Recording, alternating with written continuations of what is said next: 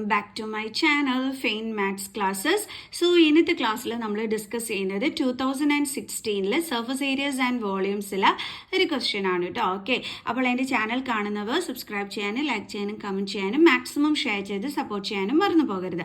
So നമുക്ക് നമ്മുടെ question എന്താണെന്നുള്ളത് നോക്കാം. The sum of the radius of base and height of a solid right circular cylinder is 37 centimeter.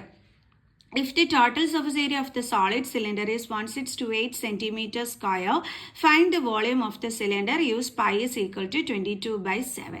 അപ്പോൾ എന്താണ് നമ്മുടെ ക്വസ്റ്റ്യനകത്ത് പറഞ്ഞിരിക്കുന്നത്? Sum of the radius of base and height of a solid right circular cylinder is 37 centimetre എന്നാണ് പറഞ്ഞിരിക്കുന്നത്.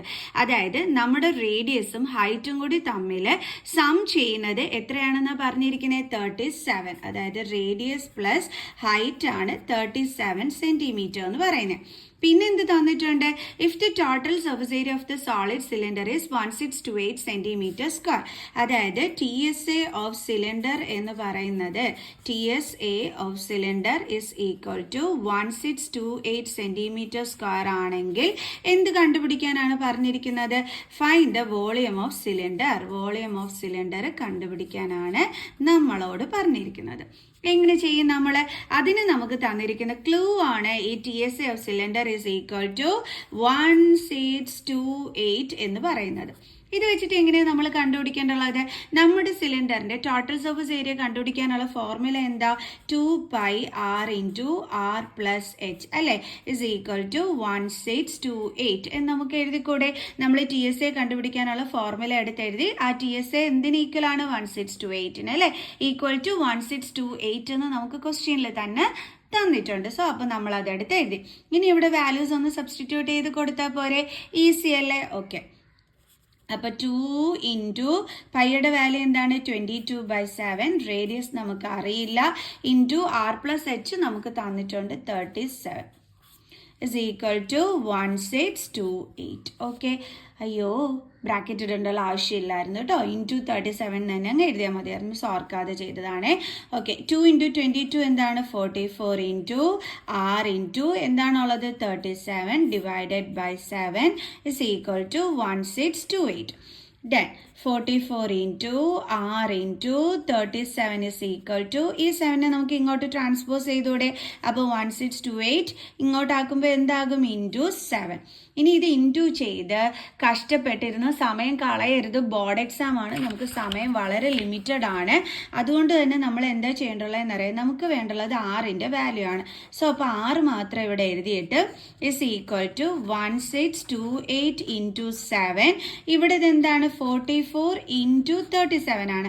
അപ്പോൾ into ആയതുകൊണ്ട് തന്നെ ഇങ്ങോട്ട് ട്രാൻസ്പോസ് ചെയ്യുമ്പോൾ എന്താകും? Division divided by 44 into 37. ഇങ്ങനെ എഴുതിയിട്ട് ചെയ്യുന്നതാണ് ഏറ്റവും നല്ലത്. സമയം നമുക്ക് ലാഭിക്കാൻ പറ്റും. ഇനി ഇതെങ്ങനെയാണ് കട്ട് ചെയ്യേണ്ടുള്ളത് നോക്കാം. അപ്പോൾ ചെയ്യാം നമുക്ക്. അപ്പോൾ 2 കൊണ്ട് കട്ട് ചെയ്യാമല്ലോ. 2 2s are 4, 2 2s are 4. അതേപോലെ ഇതും 2 കൊണ്ട് കട്ട് ചെയ്യാൻ പറ്റും. 8 2s are 16, 2 1s are 2, 4 2s are 8. ഇനി നമുക്ക് 2 കൊണ്ട് കട്ട് ചെയ്യാൻ പറ്റും. 2 11s are 22. ഇനി ഇവിടെയാണ് ഏറ്റവും കൂടുതൽ കുട്ടികൾ തെറ്റിക്കുന്നത്. അതെന്താണെന്നുള്ളത് മിസ് കാണിച്ചു തരാം. 814 നമ്മൾ 2 കൊണ്ട് ഡിവൈഡ് ചെയ്യണം. അപ്പോൾ 2 4s are 8, 0. അടുത്തത് എന്താണ്? നമ്മൾ താഴോട്ട് കൊണ്ടുവരുന്നത് 1. ഇവിടെ മിക്ക കുട്ടികളും ചെയ്യുന്ന മിസ്റ്റേക്ക് എന്താന്ന് വെച്ചാൽ ഇങ്ങനെ ചെയ്യും. 2 4s are 8, then 14 എടുത്തിട്ട് 7 2s are 14. ഇത് റോങ് ആണ്. ഇങ്ങനെ അല്ല കേട്ടോ ചെയ്യേണ്ടുള്ളത്. അപ്പോൾ എങ്ങനെയാണെന്നുള്ളതാണ് മിസ് കാണിച്ചു തരുന്നത്. ഓക്കെ, അപ്പോൾ നമ്മൾ ഈ 1 താഴെ കൊണ്ടുവന്നില്ലേ? അപ്പം നമുക്ക് 2-നെക്കാട്ടും ലെസ് ആണ് 1. അപ്പോൾ നമുക്ക് ചെയ്യാൻ പറ്റുമോ? അപ്പോൾ നമ്മൾ എങ്ങനെ ചെയ്യേണ്ടി വരും? കാരണം 1 2ൻ്റെ ടേബിൾസിലില്ല. അപ്പോൾ 1ന് മുമ്പുള്ളതെന്ന് പറയുമ്പോൾ 2 0s are 0 ആണല്ലേ ഉള്ളത്. അടുത്ത എന്താ ഉള്ളത്? 2 1s are 2 ആണുള്ളത്. അപ്പോൾ നമ്മൾ എന്താ എടുക്കേണ്ടുള്ളത്? ഇവിടെ ഇതാണ് എടുക്കേണ്ടത്. അപ്പോൾ 2 0s are 0. അപ്പോൾ 1 ബാലൻസ് വരും. ദെൻ 4നെ കൊണ്ടുവന്നിട്ട് 2 7s are 14. കണ്ടോ ആൻസർ കിട്ടിയത് എന്താണെന്ന്? 407.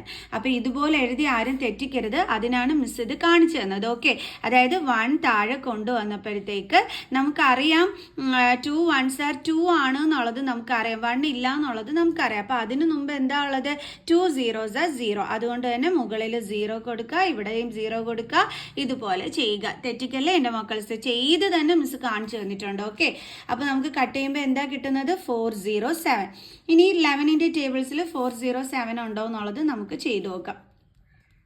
11 3s are 33, balance 7, then വീണ്ടും 7, 11 7s are 77.